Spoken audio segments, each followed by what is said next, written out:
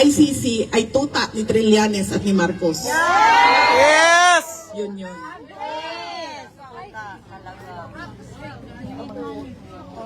Because the ICC has no other case except for the case of President Rodrigo Duterte. Pakita mo sa akin kung ano nakikita mo sa ating presidente ng Pilipinas, Bongbong Marcos.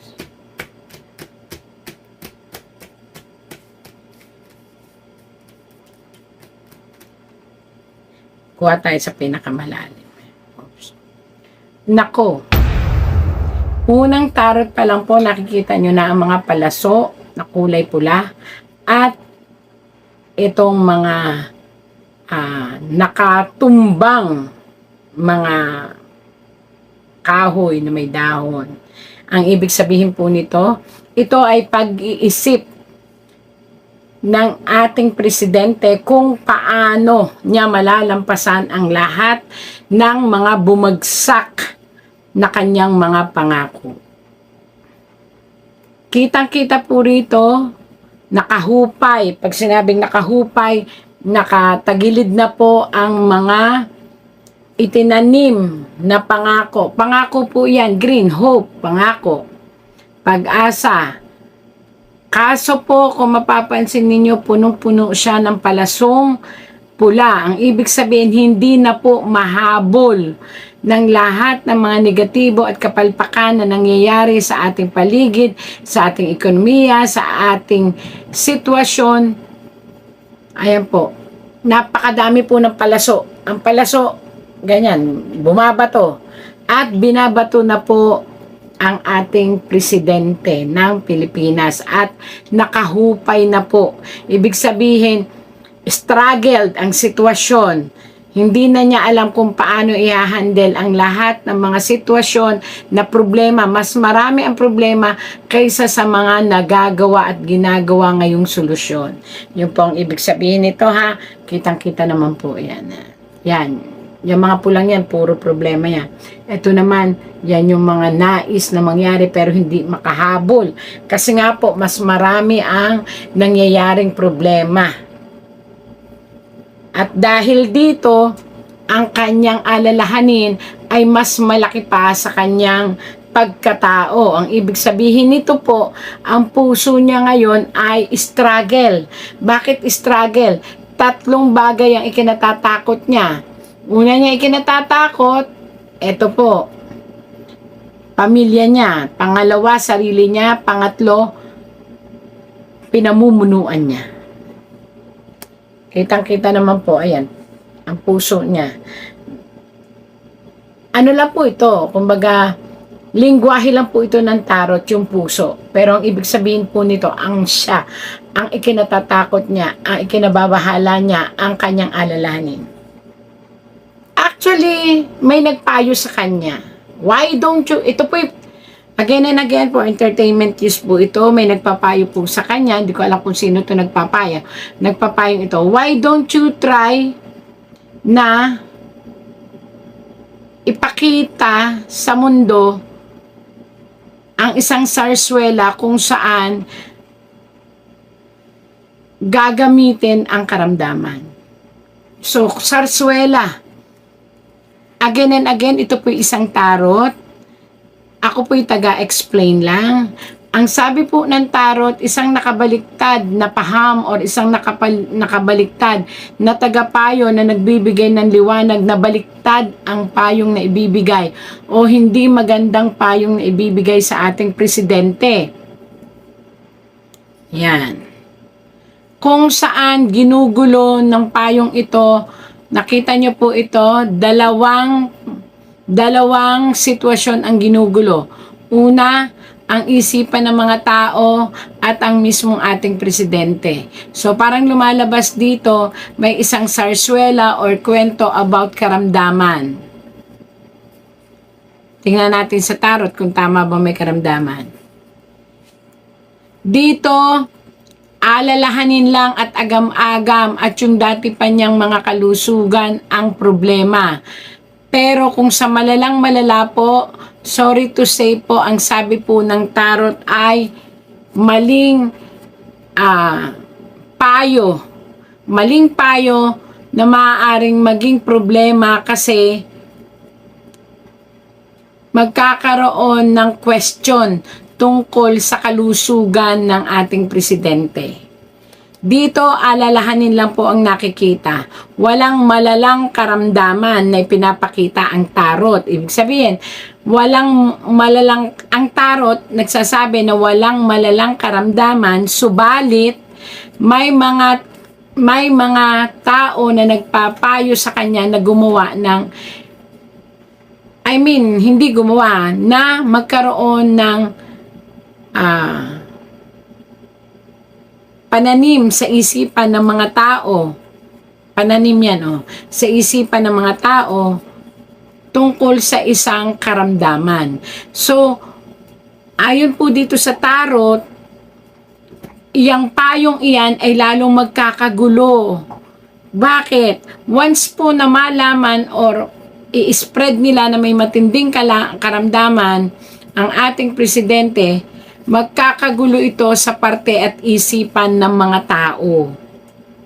So kung sino man po ang nagpapayo sa ating presidente na siya ay ipakita ang kanyang karamdaman o magsabing may karamdaman siya, kinakailangan mapatunayan nila na ang karamdaman na yan ay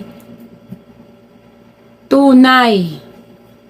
Kasi po, magkakagulo po dyan pagdating sa kung sino ang mamumuno. Ayan kung sino ang mamumuno. Ang vice-presidente ba o ang i-elect ng presidente. So, hindi maganda ang payo hindi ko ho sinabing kunwari lang ang kanyang karamdaman. Hindi ko ho sinabi yon.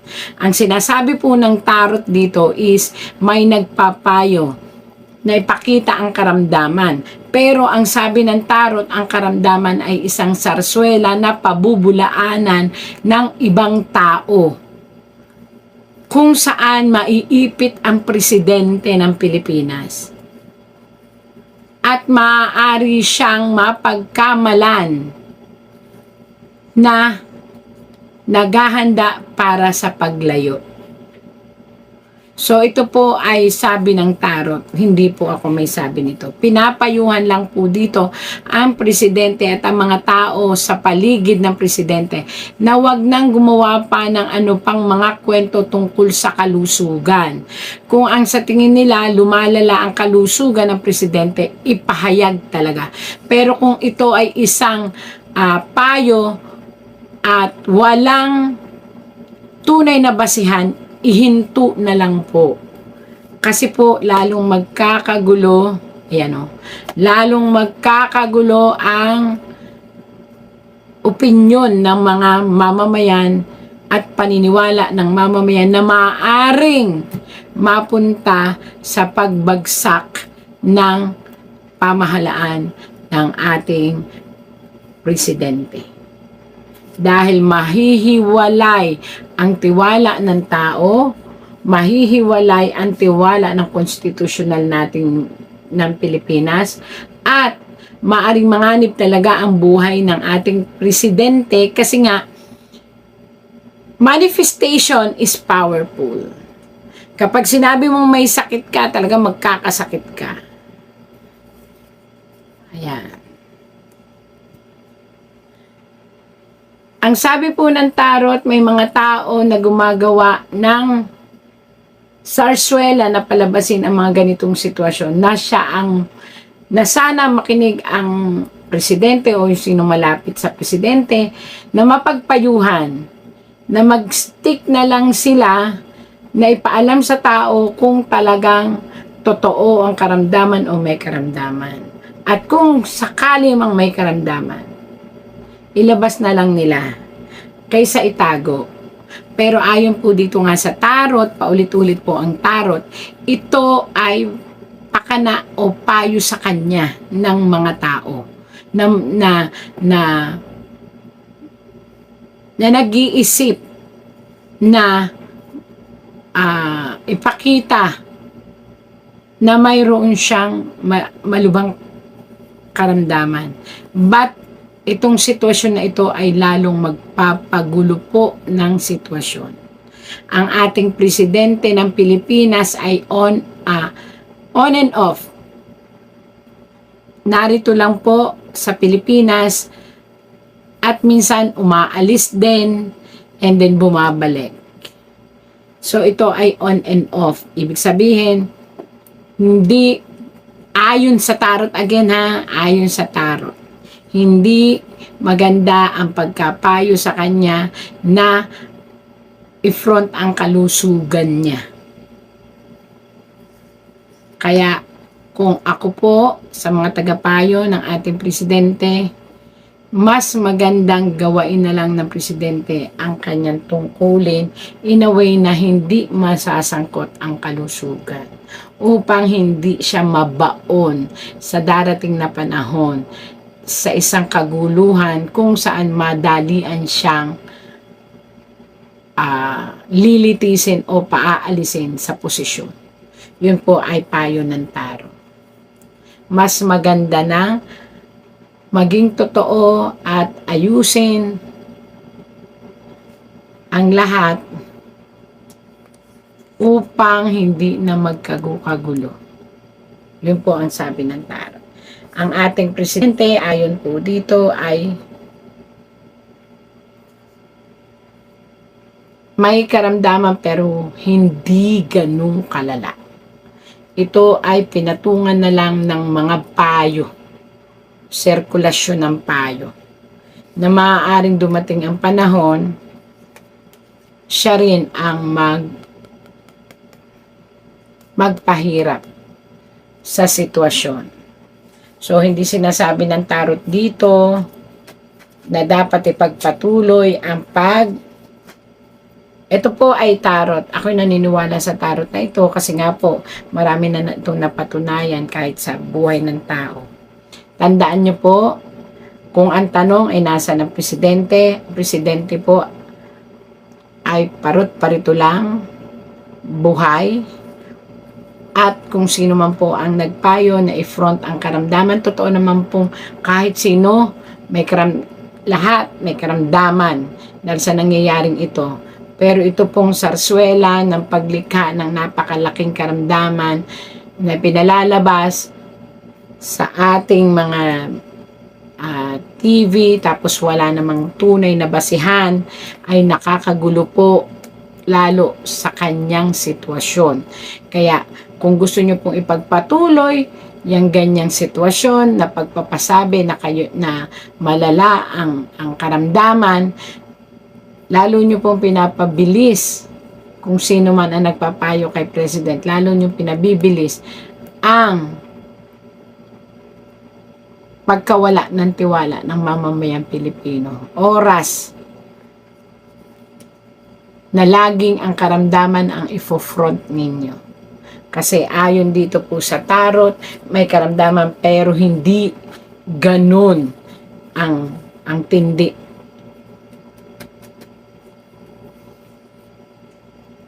At dahil din dyan, mapapabilis ang paghuhusga ng mamamayan kung sino ang dapat mamuno sa Pilipinas.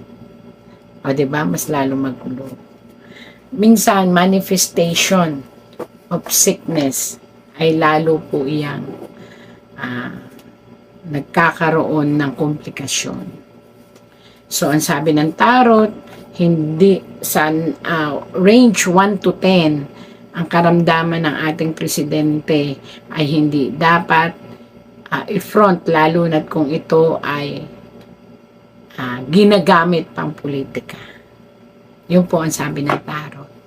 Dahil lalo pong magkakagulo at lalong nanaisin ng taong bayan na mapalitan. Kaya yung mga ang ating presidente, kaya yung mga nagpapayo tungkol sa mga ganyan sitwasyon, pakaisipin pong mabuti. Yun po ang sabi ng tarot. So, ibig sabihin ng tarot, itong tarot ko po ang nagsasabi ang sinasabi po, hindi dapat ikabahala. Lahat ng tao ay may karamdaman. Lahat ay po pwedeng magkaroon ng karamdaman. Pero, ang nangyayaring ito sa ating presidente, ito ay may dagdag bawas na. At lalo po itong nakakagulo. Kaya para po sa mga nagpapayo, pakaisiping mabuti. Mas isipin pa rin po ang kabutihan ng mamamayan at ng Pilipinas. At sana'y huwag maglikha ng kaguluhan sa isipan ng bawat isa. Kung talaga may karamdaman, ilabas ang katotohanan. Yun po ang sabi ng tarot. Pero kung wala, huwag nang gamitin para sa pampolitika at para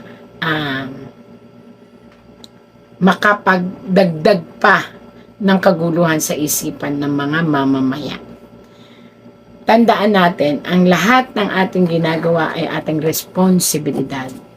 Kung ito ay parang isang komedya na mangyayari at makakadagdag sa kaisipan ng kaguluhan ng isipan ng mga tao, ito po hindi na nakakatuwa. Kaya ang sabi po ng tarot po ang nagsabi, ang nagbasa. At ako interpreter lang again. O ang ating presidente ay on and off, andyan lang. At kung ang tatanungin ang tarot, magiging sarswela ang kalusugan niya. Ibig sabihin, magagamit sa pampolitika na maaaring makagulo ng isipan ng mga tao at maraming mag-iisip, lalo na ito, maraming mag-iisip na ginagawa lang ito ng ating presidente. Ito po sabi po ng tarot, marami ang mag-iisip kaya nakabaliktad na ito'y ginagawa lang ng side ng ating namumuno upang mapagtakpan yung mga kontrata, yung mga problema, yan ang hawak ko, yung mga korupsyon. Kaya dapat po ay pakaisiping mabuti. Matalino na po ang mamamayang Pilipino. Yun lang po kaya kong sabihin dito sa ipinapahiwatig ng tarot. Taon na ang nakalipas mula noong huli akong tumayo rito upang ilantad ang katiwalian na nadiskubre namin sa mga flood control project. Gaya ng aking ipinangako sa inyo, nagsagawa tayo ng malawakan at malalimang investigasyon na walang pagkikiling kahit kanino man. Masusi nating sinuri at sinundan kung saan tayo itinuro ng ebidensya. Lahat ng kailangan gawin ay ginawa natin upang matuntun ang punot dulo. Mayroon ng mga unang nakasuhan at nakulong, mga kontratista, matataas na opisyal, pati na mga mambabatas. At dumating na tayo sa punto na ayon sa Ombudsman ay malapit na ang paghain ng patong-patong na kaso laban sa dating speaker. Masakit man sa akin ito, ngunit kailangan nating gawin ang tama. Hindi ako pangulo ng aking pamilya. Hindi ako pangulo ng aking kaibigan.